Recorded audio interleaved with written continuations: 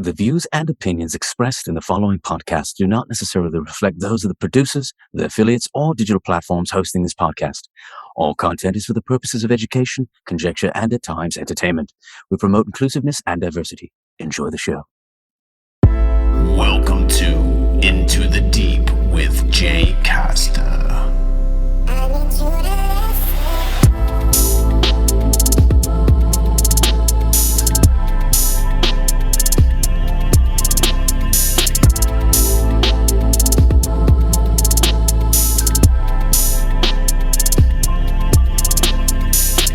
Welcome to Into the Deep.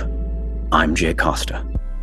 Over the past 2 centuries, the people who've been trying to figure out if we could communicate with ghosts weren't just on the fringes of pseudoscience. Many were and are, in fact, scientists themselves. For years, a plethora of scientists and institutions have explored the paranormal, from the co-founder of Harvard's psychology department, William James, who had an obsession with the supernatural, to Sherlock Holmes creator Arthur Conan Doyle, a trained physician and defender of spiritualism. Dr. Raymond Moody, philosopher, psychiatrist, physician, and author, who single-handedly coined the term near-death experience. Heck, even Albert Einstein attended a seance. So, why is it many in our modern times still have a binary concept of life and death that others have come to understand as being outdated? What happens after passing through the veil? Well, today's guest is on a mission to answer just that. Some of you may know today's guest from the popular paranormal and reality television series Ghost Hunters. He's now the director and host of the brand new paranormal series Haunted Discoveries. Today's guest is Brandon Alvis. Brandon is the co-author of the book Elements of a Haunting and has been using his scientifically oriented techniques to investigate hundreds of investigations. We talk about so much in this episode. We definitely talk about the premiere of the brand new series Haunted Discoveries, which debuts Friday, October 6th on T&E. We get into the mountains of research, disproving, corroborating facts, uncovering the shocking finds, and so much more. So, join me as we seek light and journey into the deep with Brandon Alvis. Enjoy. Thank you so much for doing this, brother. I can't thank you enough. I know who you are, but if you wouldn't mind sharing who you are and what it is you do for our viewers. My name is Brandon Alvis. I'm the founder of the American Paranormal Research Association. Founded the organization in 2006 to solely investigate historical locations throughout the United States. I was lucky enough to be a cast member on A&E's Ghost Hunters with Grant Wilson and Mustafa Gadolari and the rest of the crew, and been doing it for a while now, and love the paranormal, love filmmaking, and always looking for spooky stuff. Right on. Now, what got you on this trajectory? I know you've shared some personal things, but for those who aren't sure, like what got you on this path? So in 1995, I lost my oldest brother to cancer, and in 2004, I lost another brother to suicide. So it was never really about a paranormal experience for me per se. It was just about having to grow up at a young age, learn about death, and think about the consciousness that possibly survives death. So that's what's always kept me out there, is trying to find answers about the ultimate end that all of us as human beings have. And that's our mortality, and that's death. So for me, it's about trying to find proof if consciousness survives and find some cool stories along the way, really. Right on. And that you've definitely been doing for quite some time. I got to ask too, has there been anything that maybe you started out feeling or believing a certain thing at the beginning of your career to where you're a complete 180 now? Oh, it's a good question. I always had a perception of what I thought ghosts and hauntings were, right? And that's people that came before us that somehow project themselves into our environment and into our world. And you could talk about intelligent type hauntings. You can talk about what people believe is residual. But one thing we've noticed in our research is that belief goes a long way. And sometimes what we perceive to be a ghost or perceive to be a haunting may very well be our own belief system that's somehow manifesting itself. And that's something we've been exploring in the new show Haunted Discoveries, and something that's definitely changed our research for sure. Obviously, debunking things and using science to get down to the truth, essentially, is what you do. Absolutely. For me, it's about remaining logical, practical, and sticking to a methodology, ethics, standards, and protocol. And I've been very lucky over my investigative career, work with some very brilliant scientists, medical doctors, engineers. I've been lucky to work with a good friend of mine, Dr. Harry Clore. He's the first person in history to receive two PhDs simultaneously in any discipline. And he's been someone that I've worked with closely for a decade, who goes on investigations with me and really helps me remain grounded in scientific principle and methodology. So, first and foremost, it's all about trying to find a rational, practical explanation to what we believe to be supernatural or high strangeness phenomena. And then once you're left with data that can't be explained, but primarily data that's quantifiable, that's collected with instrumentation from other various technical industries that can help us understand what our environment is and what we're actually experiencing. And it's extremely important to take quantifiable data and take that to a third party that can tell us if it's something that's natural or something they can't explain. So first and foremost, that methodology is very important, and just remaining, on the ground, logical and practical. Right on. And correct me if I'm wrong, but the impression that I got even from early on too is that you were just the tech savvy guy that everybody just leaned in on. So It's been part of it for sure. Tech is a huge part of what we do, right? mm, And it's something that if we're going to find proof that there is an afterlife or supernatural phenomena taking place, we have to utilize technology, and not just technology that's made for other industries, but to find data that can give us information, right? Because there's a lot of devices out there people utilize that are made just for ghost hunting or the paranormal, that really don't give us data. It reaffirms the person's belief system, but it doesn't give us information that can be tested and utilized within a setting that can give us, answers in every way, shape, or form. I think there's a lot of, you know, garage tech is what we would call it, that people utilize with their investigations that are not only riddled with false positives, but just are hindering the research and moving it forward. Because it's, again, just reaffirming people's belief systems, when in reality, it's just a false positive that is from stray radio frequencies or EMF, bad wiring, a myriad of different explanations for some of these devices. Again, there's no experts in this field. There's no real right or wrong way to investigate something we really don't quite understand.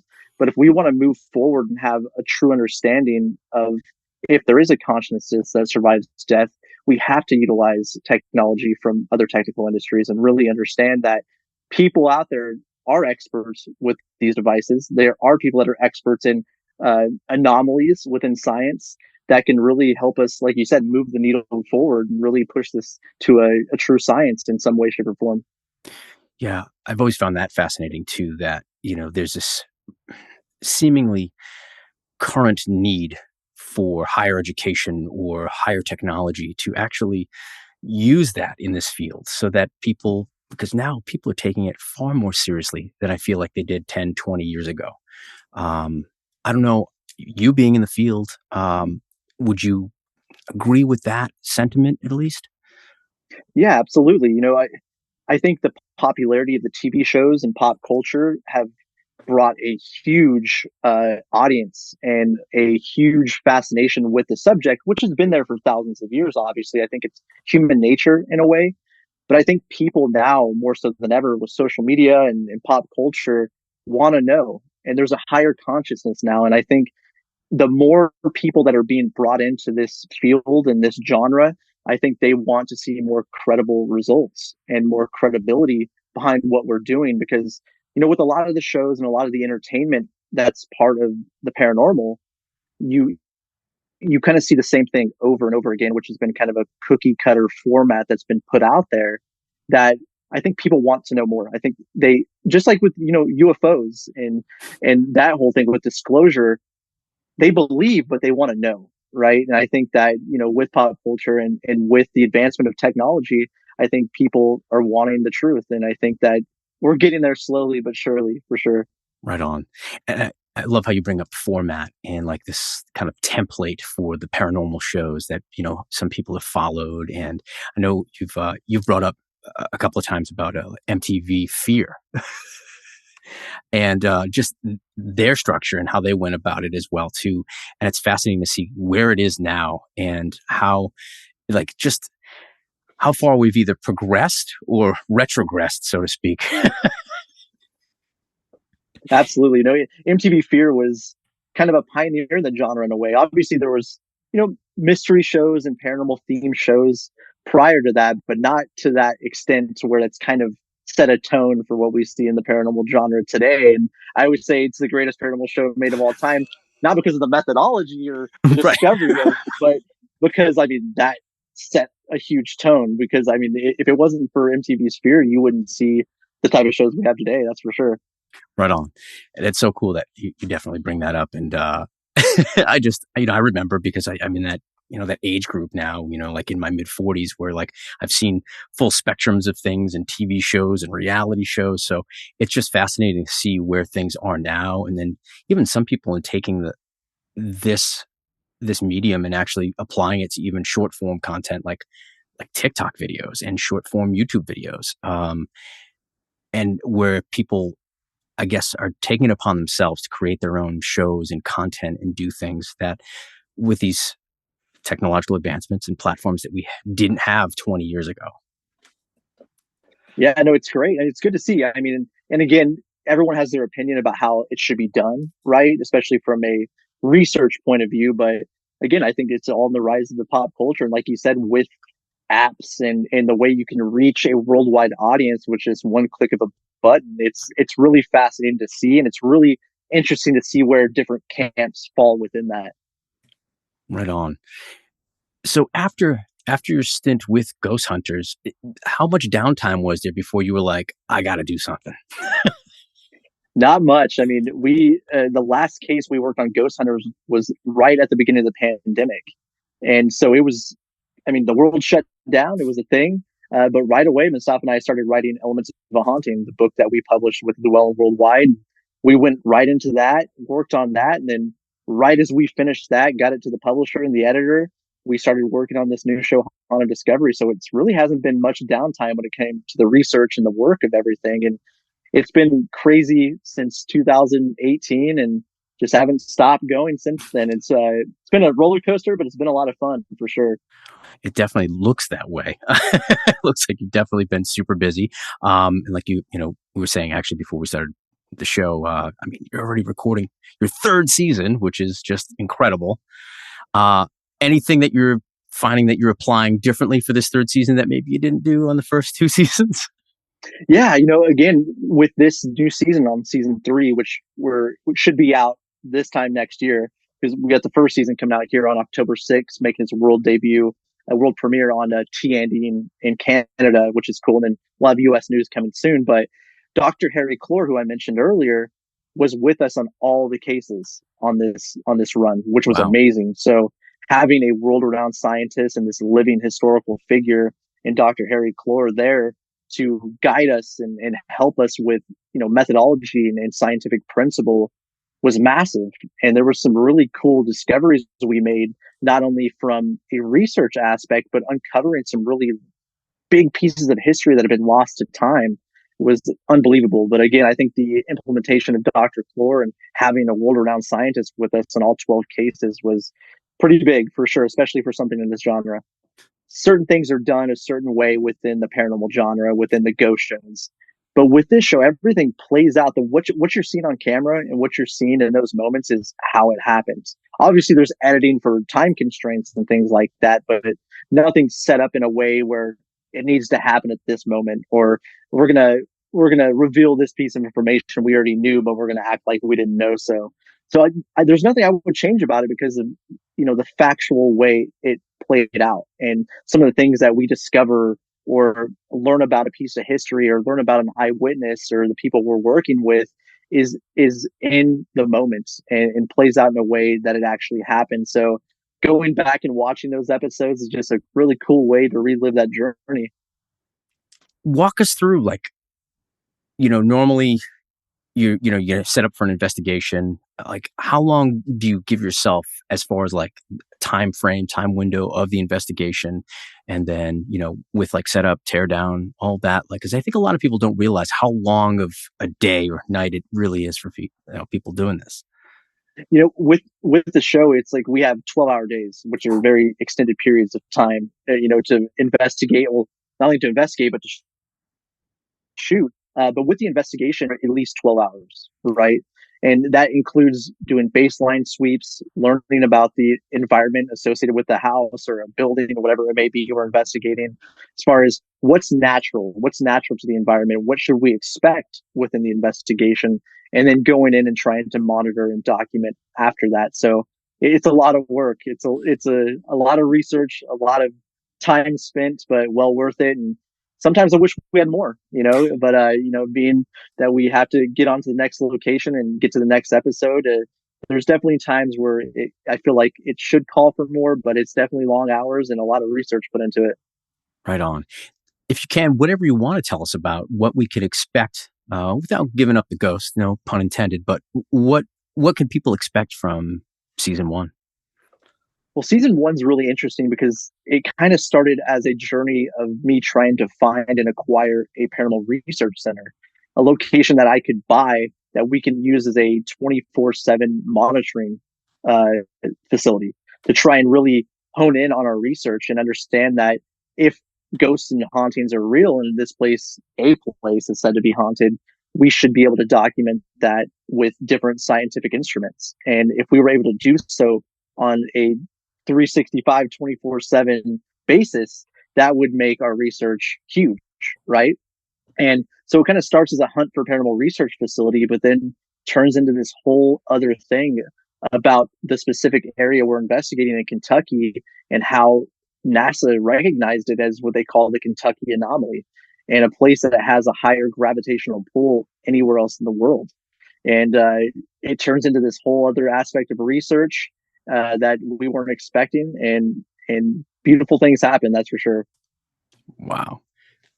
That's awesome. Now, did you have any contacts already down in Kentucky before any of this, or just kind of stumbled upon this through your search for a facility? No, we did. So Kevin Audi, one of our cast members, part of APRA, who's been a friend of mine for over 15 years.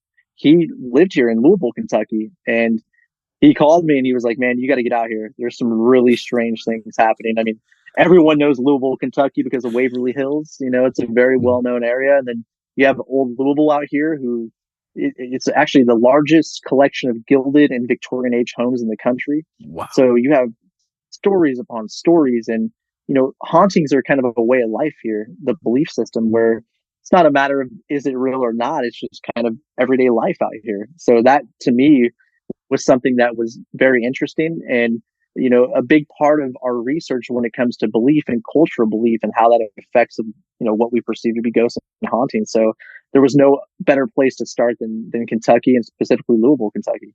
Was there anything that, I guess, that could attribute to certain things? I guess, what are some of the effects of those gravitational pulls?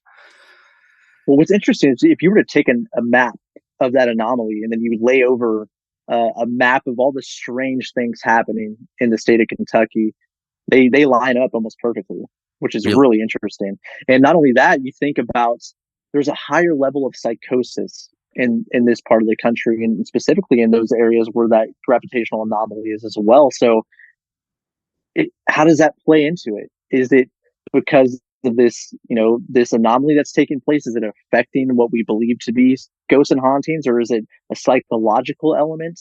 We're not quite sure, and that's what we're looking into. But we explore a lot of different beliefs, and we try our best to document that from a logical and rational standpoint. And we have some pretty amazing finds that occur over the course of the first season, then bled over into the next two. Oh, that's awesome. Have you had any favorite, I guess, moments that you can always look back to when maybe you're starting an investigation, or maybe you're in one that might be a little bit taxing on you, but you have a moment that you kind of reflect on that gives you that drive or that inspiration to kind of keep moving forward? Oh, absolutely, man. Like, there's been a lot of instances of investigating places throughout the country. I've been lucky to investigate 49 different states, hundreds of investigations, but it's always a couple of, those handful of experiences and pieces of data we've collected that make not only me scratch my head, but also people that were lucky enough to consult that can say, hey, we're not sure what this is. So thinking back to those instances, as skeptical as I am a lot of the time, as non-biased as I would like to remain, thinking back to those instances are always, keep the juices flowing and keep the passion going. That's for sure. Talk to me a little bit about like what's it like when now you're on your own, you've got your new show coming out. Like what's that feel like, and how does that work with like maybe some colleagues, peers, and other people that like have been in your life, or are people coming out of the woodwork? Like what's it like? It's interesting. I've been involved in production and television for over a decade. I worked for ABC and CBS television for a number of years, worked for various production companies. I was lucky enough to, with Haunted Discoveries, work with Stargazer Television, and they gave me the opportunity not only to direct, produce, and edit this series. So it's been crazy, but I've had a lot of people be supportive. I've also had some people that have been friends of mine that have gone radio silent and have been a bit strange about the situation, which is unfortunate. But it's been a mixed bag in a lot of Hmm. ways. But it's been a really great opportunity to work with amazing people on this, and just be given an opportunity to kind of prove myself in a way, to be able to say, hey, this is my vision for what I think a paranormal show should be. Not only the investigation aspect and the methodology aspect, but to be able to say, hey, I think this is how the field should be portrayed. And I think that this is the way, we should be looked at. And I'm excited about it. And I'm hoping people feel strongly about it. I hope people enjoy it. And I hope that they see it for what the vision was, for sure. Do you feel as though that consciousness as a whole and how we're learning more about it, even through on a quantum level, how do you feel like it fits into the paranormal now today where it wasn't explored before? I think it's opening more doors, and again, I think that there are people, especially from other technical industries, that wouldn't be as forthcoming about exploring this type of research as they are today, right? I think that, medical doctors and engineers and scientists, these people that typically would want to keep a different profile, are now willing to publicly talk about it a bit more than they were even 5 years ago, I would say. So I think that's a very positive aspect to it. And to, the awareness and the consciousness associated with it, that you have people that need to be involved in this type of research coming out and, willing to lend their expertise and their knowledge base to this type of research. And I think that's definitely been a positive thing. Right on. That's what I've enjoyed about seeing this like congruence of science and the paranormal, and even just like, as some call it, whether spirituality or however you want to, call it, just seeing these congruence occur in our lifetime that, I remember as a kid, those ghost stories, there's, UFOs and people wearing tinfoil hats. And now we're seeing more and more people saying, hey, actually, wait a minute, there's Right. something to this. Exactly. It's nice to see scientists putting the tinfoil hat on to be like, oh, let's try this on for a second. So it's been nice. It's cool. It's odd. It actually fits. Wow, this is weird. Right. Have you had Transmission's a bit better. yeah, right. Yeah, exactly. Have you had anybody ever contact you like that was maybe a skeptic, and then maybe now through some of your research and some of your findings that they're saying, hey, I got to talk to you about something? I have. It's been really cool to again have access to these type of people that are willing to look through data we've collected, especially when it comes to work we've done with the EMCCD camera and the paranormal photon theory, as Mustafa and I call it, and giving them access to that information we have, and just being like, we want your full blown opinion. You're not going to hurt our feelings in any way, shape, or form, and just be as brutally honest as you want. And there's been times we've had people come back and say, I'm going to be honest, I don't know what the heck this is. I'm not sure how to even approach this from, a scientific theory aspect. Obviously, it's going to be theories, but they're not sure how to tackle it further without going down the rabbit hole per se, So it's definitely interesting, man. And there's been quite a few people we worked with over the years that have opened their eyes a bit more. That's for sure. Right on. Are there any techniques that you're using today that maybe you wish you had used or utilized or knew about, years ago?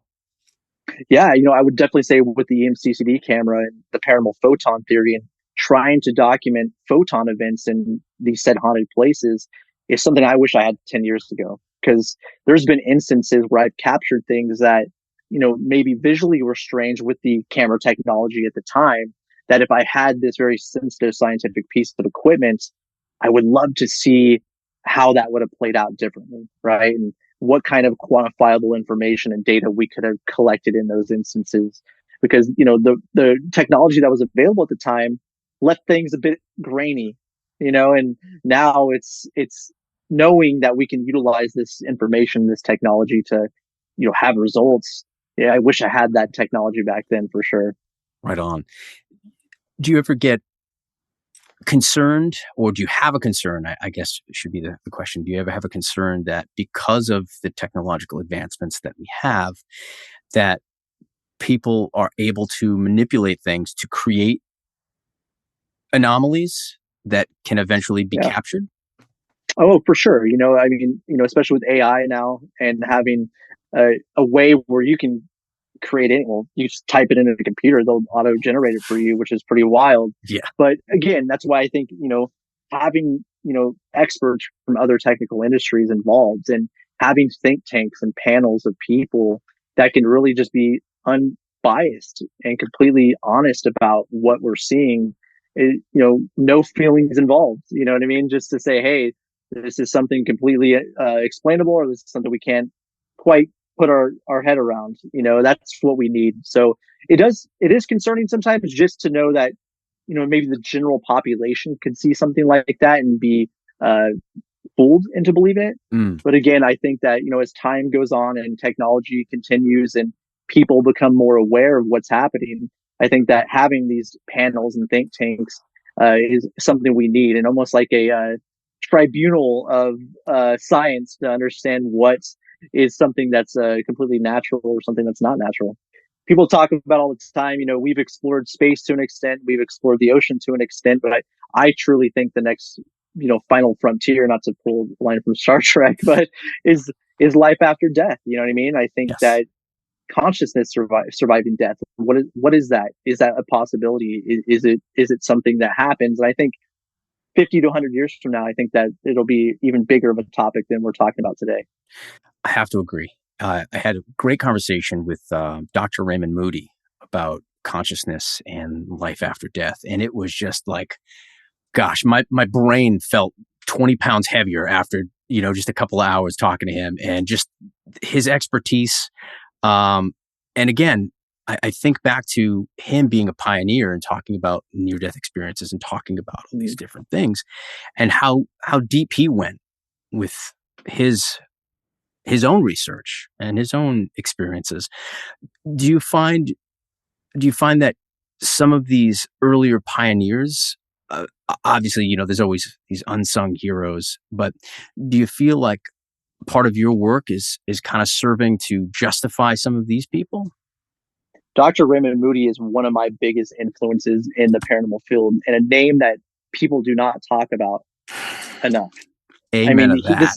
this is the man that coined the term near death experience, specifically an experiment he conducted for many years. It's something we've conducted in the field, the psychomantium chamber.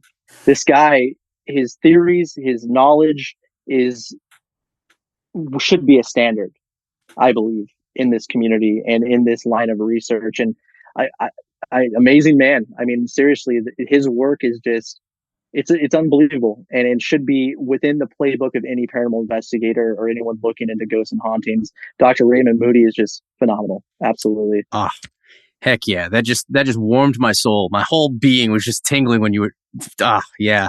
And I wholeheartedly agree. I don't think enough people talk about his work. I don't think enough people even talk about him and what he's done.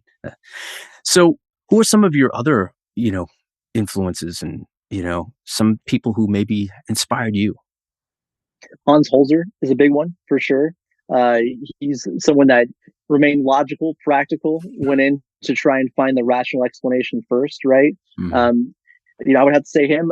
Emily Peach is another one. She wrote a phenomenal book called Things That Go Bump in the Night many years ago, which is funny because it sounds like a goofy ghost book, but very detailed when it came to research and terminology and classification of what we believe to be supernatural phenomena. Something I've adapted into my work heavily, and especially with elements of a haunting and trying to put together this classification system that we're using. A lot of that terminology came from people like Dr. Raymond Moody, Emily Peach, Hans Holzer, going back to the London Ghost Club, in the Victorian era. Maybe you had literary giants that were involved in research of this kind that wanted to find evidence of ghosts and hauntings. So, I've always been a nerd, a ghost geek when it came to stuff like this. And there's a lot of influences I have that go all the way back to, Washington Irving, even, who was someone that investigated the paranormal, which is crazy. So Harry Houdini is another one for Yeah. me, and his work, debunking psychics and seances and trying to find the truth. He was someone that lost his mother, wanted to contact her, someone that knew all the tricks. And when he found out that the spiritualist movement in large was fraudulent, and for him to go out there and have the passion and the love of trying to find answers, that's something to me that was always a big influence as well. Definitely. Right on. It's so great to hear again, talking about Harry Houdini, where like people just, I feel like a lot more people just know him about just being an escape artist and, him just being the Harry Houdini that is portrayed in Hollywood, and they don't realize the other stuff about Harry Houdini, all the fringe on the outskirts of Yeah, I everything. mean, he even testified in front of Congress about it, which is wild. If anyone's watching, go and Google Harry Houdini in front of Congress, and you'll see him holding up like all this, psychic and tarot cards and all this. I mean, it was a huge thing for him. Like it was a true passion and a true battle that he wanted to take on that transformed what we know, really, in a lot of ways. And like you said, I think people, if they don't know, they should know when it came to Harry Houdini's work, and he even wrote an entire book about it. So Absolutely. It's it's amazing how many people in, I guess, that you can kind of connect the dots in this field, in the paranormal field and what you call, you know, where do you see it progressing? Like, where do you see it going? I would hope again that it progresses into more grants from academic institutions. I hope that more people from technical industries and academia get involved, and I just hope that we can one day look down the road and say, "Hey, there is something to this. There is a way to quantify it. There is a way to look into it, and hopefully, obviously, not have all the answers. I don't know if we're quite supposed to have all the answers per se, but at least have some kind of understanding of something larger than this and larger than us. And I hope that more people from other technical industries get involved and they can, rectify the situation when it comes to the rights and wrongs of scientific study of what we believe to be supernatural phenomena. Right on. Well put. Just like we're seeing, I think now with all this disclosure and things, and obviously it's a little bit different than what some folks had envisioned this disclosure to be for UFOs and extraterrestrials. But in the paranormal field and like with you know ghosts and those things, do you feel like some people just straight up don't want to have anything to do with it because of either belief systems or because of stigma or dogma or any of those things? So therefore, even if there is something there, they're not going to acknowledge it. Yeah, absolutely. I mean, belief is a huge thing, and especially with dogma specifically. I mean, you know, everyone's entitled to their belief system. Everyone, has an opinion. But especially with certain religions, if they found out that there was this consciousness that survives death, which I think is science and religion were closely related, and people realize a lot of the time. I think it would be very earth shattering for a lot of people, and I think that they would, as much as as it would rectify their belief, I don't think they would want to look at it from that perspective. If that makes sense. But again, I hope maybe with some kind of scientific discovery like that, it would open the minds and hearts of people in a way we don't quite understand yet. Yeah, I think it's interesting because some interpretations of, ancient writings and belief systems, different through different lenses, there's ways that even with new findings, it still proves that belief system, but just in a different capacity. And but again, I think it takes that individual to have that open heart and that open mind to be able to accept that, because it's easy for folks to just have those that tunnel vision, so to speak, and to not want to see it from any other way than how it was told to them by a mistranslation or et cetera, a game of telephone. Um, but I have to agree, and this is where, like with Dr. Raymond Moody, where I see him pulling and making this congruence between religion and science and this spiritual realm and consciousness, where there is something more. I think we all kind of inherently know that there's something more, and we're just trying to put our finger on it in the dark. Absolutely. Yeah. I think it's part of the way we're wired, right? Is we know there's something bigger than us as much as we're all animals and we're all egotistical in some way, shape, or form. We're just people. But I think that deep down, people know there's something larger. And the question is, what is that? And hopefully we can get closer to that one day. That's my hope, at least. Right on. Duh. Has there ever been a time, any investigation where I don't know what your fear level is, but any time you've been just freaked out and had to throw in the towel? No, Right on. luckily I haven't had that. There's been surprising moments and shocking moments, but nothing that's shaking me to my core to say, "Hey, I can't do this." Again, I struggle with my belief every day. There's days where I'm all in and I believe, and there's months and years I'm like, I don't know why I'm doing this. What am I doing?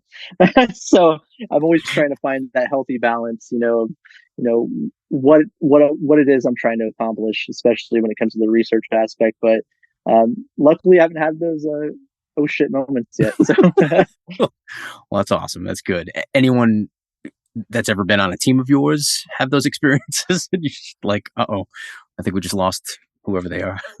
we've had crew members, yeah, that got involved that are TV people that work in the field or are part of documentary film crews where they signed up for a job. So it's just a ghost hunting show. Sometimes it gets a little much for them. So there's been crew that have come and gone because of stuff like that for sure. Oh man. That's gonna be tough. And do you ever hear from them again? Do you ever keep in Oh contact yeah. with? Oh, Oh that's yeah. good. Absolutely. Yeah. It's funny. Like there'll be a moment in season 2 of Haunted Discoveries when it airs where one of our crew member has, I mean, they are absolutely terrified, and it's actually documented on camera. What they experience is documented, and you can see why they were scared. But it was definitely an earth-shattering moment for them, for sure. Oh, gee. Oh, I can I can only imagine. So any other books on the horizon, or just so I don't know, I guess preoccupied, I would say, with with haunted discoveries. Yeah, it's working with Haunted Discoveries at the moment. Soph and I actually do have a spin-off series coming out too. We're about to start shooting in about a week, which is interesting. So uh, we're definitely entrenched in the Haunted Discoveries world right now and that aspect of our research. And we're just excited for people to see it and can't wait for it to get out for sure. That's awesome. And get to see all these great historical locations. I mean, that's gotta be gravy on top. Oh, absolutely. For me, it's a way of reliving history in a sense, right? Is going to these places where those that came before us lived, worked, and some passed in these locations, and having the opportunity to go into these locations and possibly have the opportunity to communicate with these people is, I guess, any history nerd's dream in a sense, for sure. Any places that stick out that, like, you really wanted to go to and have made it to, or Yeah, for sure. I mean, we just shot at a location called White Hall in Richmond, Kentucky. That is the home to one of America's most prominent figures that some may not know, but Cassius Clay was a huge figure when it came to this country and the forming of this country. Um, was there when Lincoln was in office. One of the guys that got Lincoln elected. Was part of the administration. uh, part of the Emancipation Proclamation, someone that rewrote history in a big way. And for us to be able to get into his familial home and a place that he was born and died in was huge. And he was referred to as the Lion of Whitehall. And many people that are part of the university believe he's still there. And it was just an amazing opportunity to get in there and possibly interact with the great Cassius Clay. That's wild. Any places that you're hoping to go to? Any places that are still on the bucket list, so to speak? Always, man. One that's always there is I would love to do the Tower of London one day. That would be it. I mean, if you talk about the elements of a haunting, especially from a historical perspective, there's no better place than the Tower of London. That's for sure. Right on. Any plans? I hope so. We'll see. I hope so. Right on. That's awesome. And so we talked about October 6th is going to be the season premiere on T&E, right? And Yep. What else is coming up? Any appearances? Anything else happening? Yeah, actually, I will be at the Tennessee Haunts Expo. That's going to be at Nashville. I think on October 21st. I'll be there for that, and then just looking forward to the world premiere of Haunted Discoveries on T&E. And then we'll have U.S. news coming pretty soon, so everyone's going to be seeing Haunted Discoveries season 1 and 2 very, very soon here in the U.S. Oh, that's awesome. That's great, man. And where can folks find you on the internet? You can find me on my website at brandonjalvis.com, Instagram, Twitter, all that good stuff. So just brandonjalvis.com or just Brandon Alvis on all the social media handles. And I'm there and as active as possible. So that's awesome. And anything that you think, if anybody's thinking about trying to get into this field, what advice from your experience that you've garnered, what advice would you give? Before you actively step out into the field to conduct research, do as much book research as possible.